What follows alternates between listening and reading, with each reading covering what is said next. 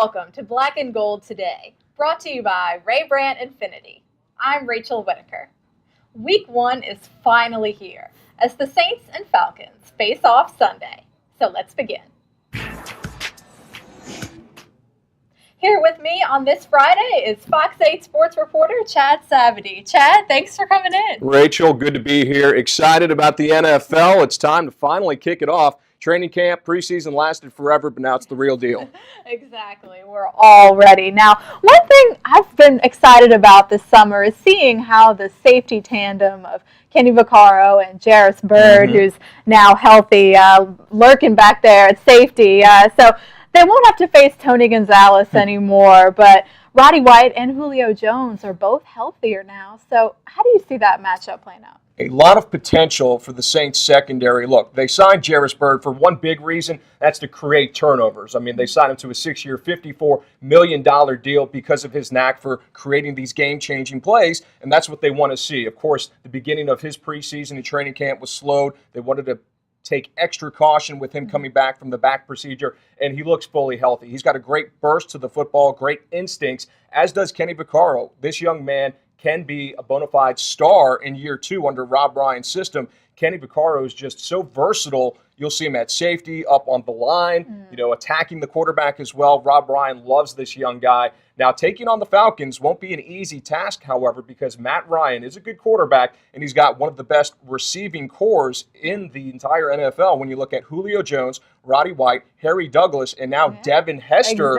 is a part of the core as well. So the Saints will have a tough task, but as long as Keenan Lewis is healthy as one of your standout corners, and if Patrick Robinson, Corey White can make enough plays and prevent the big play over the top, the Saints will be okay. Right, and of course, Saints fans are glad to remember the season opener last year when Kenny Vaccaro had that big pass breakup that led to the victory. Now, however, the Saints are just 1-6 versus Atlanta in season openers. So, Chad, do you think they make it 2 straight on Sunday? I think they do. That 1-6 stat must date back a while It because does, back to since the 70s. Sean Payton has taken over this franchise in New Orleans, the Saints are 13-3 against the Atlanta Falcons. They really have just dominated this series. Right. And while most of the games are close, it usually comes down to that final possession. Look at the Week 1 opener last year in the Dome. The Falcons moving in. You mentioned Kenny Vaccaro had the tip. Roman Harper, of all people, came down with the interception to seal the victory.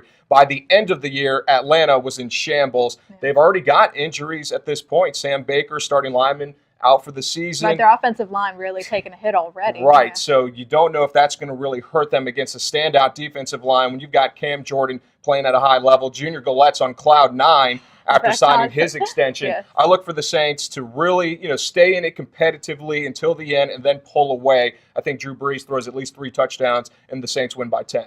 Yeah, I agree. I think it's going to be close, but at the same time, the battle in the trenches is going to be huge, and that'll help the Saints pull away as they really dominate there. Of course, they have some injuries to take advantage of on the Falcons' offensive line, but again, I think it's going to be close, but I see the Saints winning by a touchdown. I'll say 27-20. It's a good pick.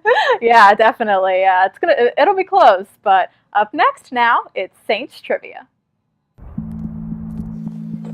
In the fraction of time we spend driving in reverse, about 500,000 accidents occur each year, which is why the Infiniti QX60 has world's first safety technology available, like backup collision intervention, which can brake even before you do, to help keep everyone safe.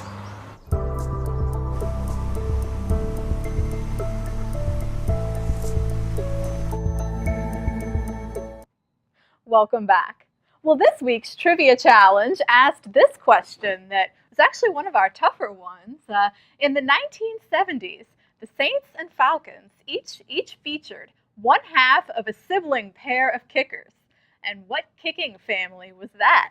And the answer is Steve and Nick Mickemeyer. Been waiting all week to pronounce that name correctly. And Steve was a Saints kicker in 1978, and Nick was a Falcons kicker 4 years before that, in 73 through 77. So, Chad, we're going to go ahead and let you do the honors. Good. Not the Grammatica kicking brothers, right? I guess they weren't in the league back in the 1970s. No. All right, we've got Chris S. Oh, well, Chris, you did not, didn't tell us where he was from, but Chris, congratulations. you're the proud owner of a Saints party pack, some tailgating accessories for a Saints party. So again, we're going to have trivia questions every week here on Black and Gold today to test your Saints knowledge, and so please keep on sending in your answers. Well, Chad, thanks so much. Thanks for having me. Looking forward to it. It's going to be fun. I mean, those Dirty Birds want to beat the Saints, but Who Dat Nation's got their number. Saints are going to win this weekend. I agree. Well, enjoy the game, everyone, and we'll see you Monday.